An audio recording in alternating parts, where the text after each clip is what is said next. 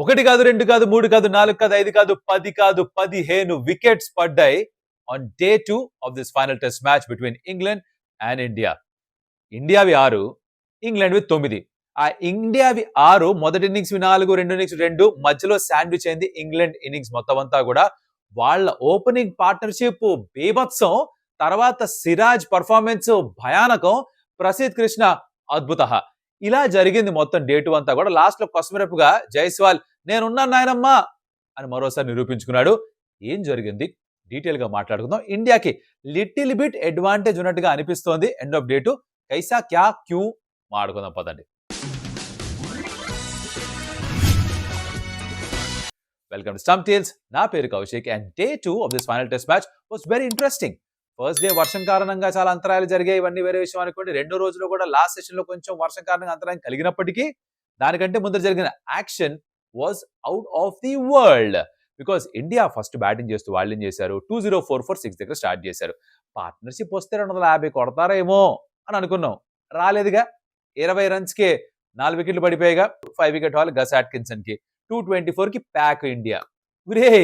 మళ్ళీ కొలాబ్స్ అయిందా అని చిన్న కంగారు. ఫస్ట్ ఇన్నింగ్స్ లో 10 స్కోర్ చేస్తే బాగుండేది, 300 దాకా తీసుకెళ్తే అద్భుతం అనుకున్నా కానీ జరగలేదు. ఇంగ్లాండ్ బ్యాటింగ్ మొదలు పెట్టారు. అయ్యా అక్కడ వాళ్ళు ఉతకడం మొదలెట్టారు. ముగ్గురే ఉన్నారు బౌలర్స్, ముగ్గురికి రేవెట్టేశారు అంతే. ఎందుకు ఇలా జరిగింది, ఏం జరిగింది అంటే బేసికలీ ఈ పిచ్ పైన డిఫెన్స్ ఆడుతూ సర్వైవ్ అవ్వడం కష్టం. ఇండియా లాగా నెమ్మదిగా ఆడుతూ రన్లు కొడదాం, ఆ అబ్బాయి మనతో కాదులే, ఇది మన స్టైల్ కాదులే అని Ben Duckett and Jack Crawley fix అయ్యారు. ఎక్కడ మొదలైందంటే ఓ సిరాజ్ వేసిన బాల్ ఒకటి, ఆకాశీప్ వేసిన బాల్ అనుకుంటా. ఆకాశీప్ వేసిన బాలే బెన్ డకెట్ కి బాక్స్ లో తగిలింది. అన్మెన్షనబుల్స్, క్రౌన్ జ్యువెల్స్ అంటుంటాం for lack of better word.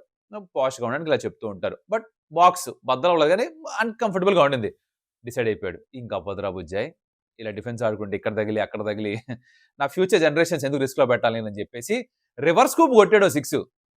అందరిలా చూస్తుండిపోయాం. రే ఉరే ఉరే ఉరే ఉరే ఉరే బెన్ డకెట్ టెస్ట్ మ్యాచ్ ఏంటి, షార్ట్ ఏంటి, మీరు బ్యాస్ బాల్ తెలుసు, అగ్రెసివ్ గా ఆడతారని తెలుసు, కానీ రివర్స్ కూప్ ఏంట్రా అనుకున్నాం.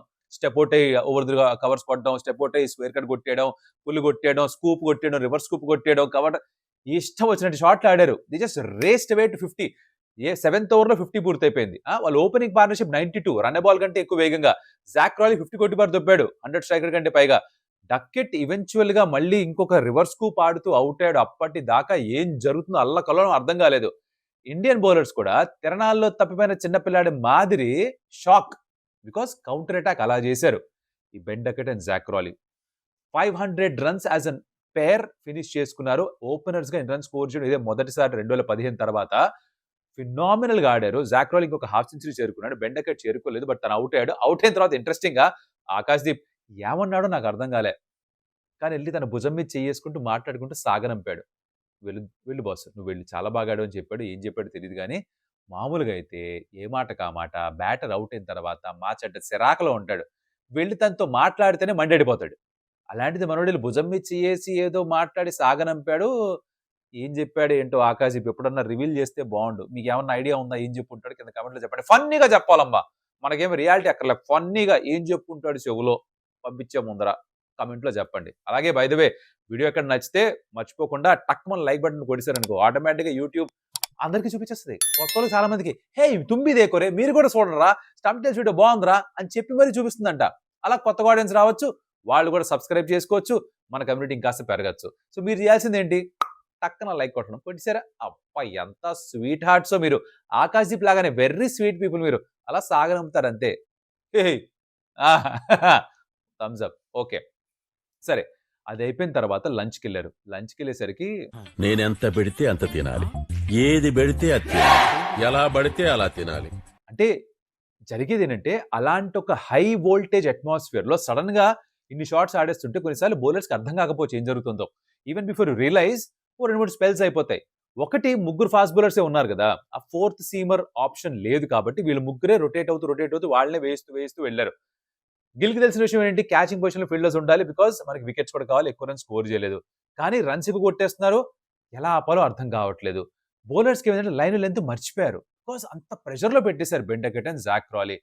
సిరాజ్ చూస్తే గనక తన అవుట్ స్వింగర్ ఎంత బాగా అయితే వేస్తాడో అది వేయకుండా ఎక్కువగా ఆ స్క్రాంబుల్డ్ సీమ్ డెలివరీ అలా వేసిన తర్వాత పడి పిచ్చర్ షార్ప్ గా లోపల కట్ అవుతుంది. దాని మీద ఎక్కువ ఫోకస్ చేశాడు. అదే వేసి పదే అదే వేసి వేస్తూ వెళ్ళాడు.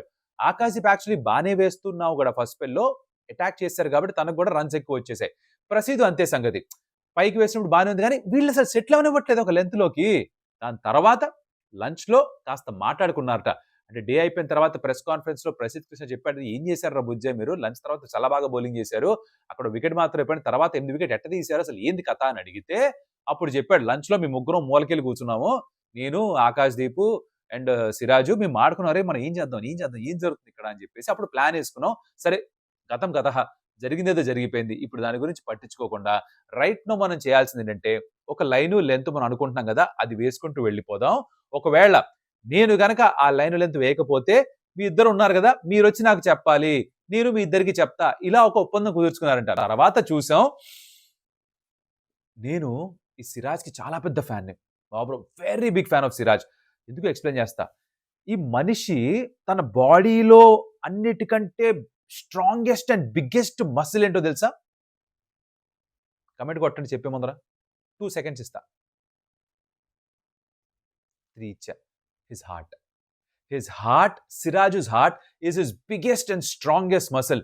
ఆ గుండె బతకాలరా అంటారే ఆ టైప్ లో మనోడు ఒక 8 over స్పెల్ వేశాడు. ఫస్ట్ 4 overs లో బోర్డ్ రన్స్ ఇచ్చేశాడు, చడమడ కొట్టారు. తర్వాత 8 over స్పెల్ వేశాడు, 3 wickets తీసుకున్నాడు. ఇంగ్లాండ్ బ్యాటింగ్ ఆర్డర్ కి మెయిన్ ఇంజన్ రూమ్ ఎవరైతే ఉన్నారో వాళ్ళని అవుట్ చేశాడు. ఆలిపోప్, జో రూట్, బెథెల్ ముగ్గురిని కూడా మంచి బాల్స్ వేసి మీరు వెళ్ళంటారా ఇంకా చాలరా మీరు ఆడని చెప్పి వాళ్ళు పంపించాడు. 3 important wickets ఆ 8 over స్పెల్ లో. Was phenomenal fast bowling. 6 overs అయిపోయాయి, ఇంకా బ్రేక్ తీసుకోవట్లేదు. 7th over అయిపోయింది, ఇంకా బ్రేక్ తీసుకోవట్లేదు. తర్వాత 8th over కి ముందర there a shot of Siraj. తను చెప్తున్నాడు, డాల్ దూంగా మే డాల్ దేతూ. ఏం డాల్ దేతూరా, 8 ఓవర్లు నువ్వు ఇప్పటికే 4 టెస్ట్ మ్యాచ్లు ఆడున్నావు, అందరికంటే ఎక్కువ ఓవర్స్ వేస్తున్నావు, శరీరంలో ఎక్కడో చోట నెప్పులు ఉంటాయి, అదన్నీ తట్టుకొని ఎలా 8 ఓవర్లు వేశాడో, ఎక్కడి నుంచి ఆ జోష్ తీసుకొచ్చాడు, ఎక్కడి నుంచి ఆ జునూన్ తీసుకొచ్చాడో, ఆ ప్యాషన్ ఏంటి, టీం కోసం తన శరీరాన్ని పనంగా పెట్టి ఆ గుణం ఏంటి, ఇది మామూలు మనుషులకు అర్థం కాని విషయం. He just gave it everything he had. ఆ 8 over స్పెల్ డిఫైన్ చేసింది మొహమ్మద్ సిరాజ్ అంటే ఏంటో. This man is full of heart. Team కోసం ఏమైనా చేస్తాడు, కష్టమైన పని చాలా ఇష్టంతో చేస్తాడు Mohammed Siraj. That is Mohammed Siraj for you. దానికి నేను తనకి హ్యూజ్ ఫ్యాన్. డిఎస్పీ సాబ్ కి సెల్యూట్ కొట్టి తీరాల్సిందే. మీకు కూడా పర్ఫార్మెన్స్ నచ్చుంటే మీకు ఎలా అనిపించింది ఆ performance, let me know in the comments, because I think మిగతా వాళ్ళు కూడా చదివితే వాళ్ళకి తెలుస్తుంది how much you appreciate Siraj as a performer, as a bowler for Indian cricket team. Eventual గా 4 wicket haul తీసుకున్నాడు. ప్రసిద్ధ్ ని కూడా మెచ్చుకోవాలి, బికాస్ తను కూడా బాల్ ని పైకి పిచ్ చేయడం చూసాం. ఎప్పుడైతే కొంచెం పైకి పిచ్ చేశాడో he was all the more effective. తర్వాత తన షార్ట్ ఆఫ్ డెలివరీ, తన స్టాక్ లెంత్ ఏదైతే ఉందో దాంతో కూడా వికెట్స్ సంపాదించాడు. జాక్ రాయల్ని అవుట్ చేశాడు. తర్వాత ఓవర్టన్ కూడా పైకి పిచ్ చేసి అవుట్ చేశాడు. ఒకే ఓవర్లో డబుల్ వికెట్ మేడన్ కూడా ఉండింది. సో ఇలా తను కూడా he contribute his best figures తన టెస్ట్ కెరీర్ లో. 4వ సీమర్ ఆప్షన్ లేకపోయినప్పటికీ 2 ఓవర్లు మాత్రమే జడేజా వేసినప్పటికీ అందరూ కూడా ఎక్స్ట్రా ఎఫర్ట్ ఇచ్చారు. ఆకాశీప్ 17-18 ఓవర్లు వేశాడు, సిరాజ్ ఒక 8 overs నాన్ స్టాప్ వేశాడు, ప్రసిద్ధ్ కూడా వేస్తూనే ఉన్నాడు. దే రియలైజ్ దట్ మనమే వికెట్స్ తీసుకోవాలి, స్పిన్నర్ వస్తే రన్స్ స్కోర్ చేయడం ఈజీ అయిపోవచ్చు, సరే ఇక్కడ ఒక ఎఫర్ట్ పెడదాం, ఇంకొక స్పెల్ వేద్దాం, ఆల్అౌట్ చేసేద్దాం, త్వరగా వికెట్స్ తీసుకున్న తర్వాత రిలాక్స్ అవుదాం అని అనుకున్నారు. అది చేశారు. టీమ్ కి కావాల్సిన ఆ బ్రేక్ త్రూస్ అందించారు. తర్వాత వెళ్ళి కూర్చున్నారు. బికాస్ అప్పుడు మొదలైంది Indian batting. Chris Woakes batting కి రాలేదు పాపం, తన షోల్డర్ డిస్లొకేట్ అయిపోయింత. టాప్ హ్యాండ్, లెఫ్ట్ హ్యాండ్ కదా, టాప్ హ్యాండ్ వాడకుండా మీరు బ్యాటింగ్ చేసే ప్రసక్తి లేదు. బాటమ్ హ్యాండ్ తో ఏడ్ చేస్తాడు పాపం. So obviously we can't really fault him. తను త్వరగా రికవర్ అని కోరుకోవాలి. కొంత రిపోర్ట్స్ చూసాను నేను, 36 సంవత్సరాలు కాబట్టి ఇది తన కెరియర్ కే శుభం కాడ్డా, is it a sad ending for his career అని చూశాను. Hopefully doesn't happen. తను తిరిగి వెనక్కి రావాలి, ఆడాలి, ఆన్ హిస్ ఓన్ టర్మ్స్ తను వెళ్ళిపోవాలని కోరుకుంటున్నాను. ఏ స్పోర్ట్స్ పర్సన్ కైనా ఇలాంటి ఒక ఇంజురీ తన కెరియర్ ని ఫినిష్ చేస్తే అస్సలు మంచిది కాదు. I just hope he comes back from this. దాని తర్వాత ఇండియా 2 innings మొదలైంది. ఇక్కడ విచిత్రం జరిగింది. ఇంగ్లాండ్ క్యాచ్లు డ్రాప్ చేయడం మొదలెట్టారు. 1 కాదు 2 కాదు 3 క్యాచ్లు వదిలారు. జైస్వాల్ కి 2 లైఫ్స్ వచ్చాయి. 50 కూడా పూర్తి చేసుకున్నాడు. I know lot of people are thinking that ఏంద్రా జైస్వాల్ ఒక మ్యాచ్ లో కొడతాడు దానిలో కొట్టడు అని, బట్ తన average and test cricket debut చేసినప్పటి నుంచి ఇప్పటికి ఇంకా 49-50 దగ్గర ఉంది, which tells you that it's a very good run scoring machine. మర్చిపోకండి Jaiswal first tour of England first innings లో 100 కొట్టాడు. తర్వాత మళ్ళీ హాఫ్ సెంచరీస్ కూడా ఉన్నాయి, స్టార్ట్స్ దొరికాయి. ఎస్ లేదు స్టార్ట్స్ అంటే త్వరగా అవుట్ అయిపోతున్నాడు. కాకపోతే ఇక్కడ మళ్ళీ ఫస్ట్ ఇన్నింగ్స్ త్వరగా అవుట్ అయిపోయాడు. ఇక్కడ మళ్ళీ 50 స్కోర్ చేశాడు. 2 లైవ్స్ వచ్చినా కూడా ఇట్స్ అ వెరీ ఇంపార్టెంట్ నాక్. బికాజ్ ఎలా అయితే Ben Duckett, Jack Crawley aggressive గా ఆడారో అలాంటి అగ్రెసివ్ ఇంటెంట్ తను చూపిస్తున్నాడు. అది అవసరం కూడా. ఒకవైపు రాహుల్ నెమ్మదిగా ఆడదాం అనుకున్నాడు. ఇద్దరి టెక్నిక్ లో చాలా డిఫరెన్స్ ఉంది. తను జైస్వాల్ ఏమో క్రీజ్ బయట నుంచి ఆడుతున్నాడు స్వింగ్ ని కట్ చేయడానికి. రాహుల్ ఏమో క్రీజ్ లోపల నుంచి ఎక్స్ట్రా సెకండ్ ఉంటుంది నా దగ్గర, దాన్ని ఆడదాం అనుకుంటున్నాడు. అక్కడ తను అవుట్ అయిపోయాడు జాస్టంగ్ బౌలింగ్ లో, స్లిప్ లో క్యాచ్ ఇచ్చి. తర్వాత సాయి సుదర్శన్ కూడా అవుట్ అయిపోయాడు. Again caught plumb in front, review కూడా తీసుకుపోయాడు దాంతో పాటు. కానీ జైస్వాల్ ఉన్నాడు, అందుకే 70 దాకా వెళ్ళింది. లీడ్ ఒక 50 దగ్గరకు వచ్చింది, which is good news for India. 8 wickets ఉన్నాయి going in to the day 3. And of course వాళ్ళు ఒక బౌలర్ షాట్ కూడా. సో 20 ఓవర్స్, కొంచెం పాతగా అయిపోయిన బాల్, ముగ్గురే ఫాస్ట్ బౌలర్స్, ఇద్దరు ఓకే స్పిన్నర్స్. వాళ్ళని కనుక కాస్త ప్రెషర్లో పెట్టగలిగితే, సెషన్ మొత్తం అంతా వికెట్ ఎక్కువ నష్టపోకుండా ఆడగలిగితే India needs to score really big runs. Because ఇక్కడ ప్రమాదం ఏంటంటే వీళ్ళు మళ్ళీ అదే అగ్రెసివ్ ఇంటెంట్ తో బ్యాటింగ్ చేస్తారు. వాళ్ళకి ఏ టార్గెట్ ఇచ్చినా సరే 250, 300 ఇస్తే వాళ్ళు ఒక సెషన్ లో 100, 150 కొట్టి పారేస్తారు. అటువంటి బ్యాటింగ్ చేస్తున్నారు వాళ్ళు. So you can't really take a risk with England batting. ఇది ఒప్పుకొని తీరాల్సిందే. అంటే బర్మింగమ్ లో 600 ఇచ్చారు, అవసరమా అంటే చెప్పలేము. వీళ్ళు ఎంత కొడతారో తెలియదు. ఆ క్రెడిట్ ఇవ్వాలి మనం ఇంగ్లాండ్ కి. But I think on this pitch బహుశా ఒక 300 దాకా వెళ్ళగలిగితే రెండో ఇన్నింగ్స్ లో, that is a very good score, very good target to give for England. Because over లో ఇప్పటిదాకా 263 is the highest score chased successfully. 300 India should count that as possibility ఉందని. గుర్తుపెట్టుకోవాల్సిన ఇంకో విషయం, ఇండియా దగ్గర కూడా ముగ్గురే ఫాస్ట్ బౌలర్స్ ఉన్నారు. చాలా ఓవర్స్ వేశారు ఫస్ట్ ఇన్నింగ్స్ లో. తిరిగి మళ్ళీ వాళ్ళు ఒక హర్క్యులన్ ఎఫర్ట్ ఇవ్వాల్సిన అవసరం ఉంటుంది. But it's up to the batters now. Day 3 లో ఎలా బ్యాటింగ్ చేస్తారు? వర్షం పడకపోతే, ఆ పిచ్ కొంచెం సెటిల్ అయితే, ఆ డెంట్స్ ఏవైతే పడ్డాయో, అంటే బాల్ మార్క్స్ ఏవైతే క్రియేట్ అవుతాయో, ఇట్స్ లైక్ తడిగా ఉన్న మట్టి మీద నడిచారనుకోండి, అడుగులు పడతాయి కదా.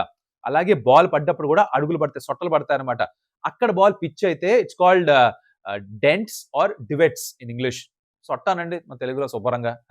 బాల్ దాని మీద పడ్డప్పుడు ఎడ్జ్ లో పడితే అటో ఇటో కట్ అవ్వచ్చు. తర్వాత ఆ సొట్ట ఉంటుంది కదా, దానిలో పడ్డప్పుడు ఆ బాల్ టేక్ ఆఫ్ అవుతుందా, బాల్ ఇలా స్కిడ్ అవుతుందా తెలియదు.